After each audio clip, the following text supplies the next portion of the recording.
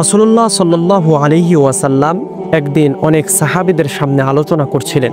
আলোচনা করতে করতে বললেন, তোমরা কি জানো যে কিয়ামতের ময়দানে এমন একটা মুহূর্ত আসবে যেই মুহূর্তে সমস্ত নবীগণ, অলিগণ এবং বড় বড় সিদ্দিকগণ সকলেই এক শ্রেণীর মানুষের প্রতি অত্যন্ত ঈর্ষান্বিত হবেন এবং তারা মনে করবে তাদের মতো যদি মর্যাদা আমরা লাভ করতে পারতাম তাহলে কতই না ভালো হতো। সাহাবারা জিজ্ঞাসা করলেন, ইয়া রাসূলুল্লাহ, তারা কারা হবে যাদের প্রতি সমস্ত মানুষ ঈর্ষান্বিত হবে, অর্থাৎ তারা চাইবে তাদের মতো যদি আমরা মর্যাদাবান হতে পারতাম?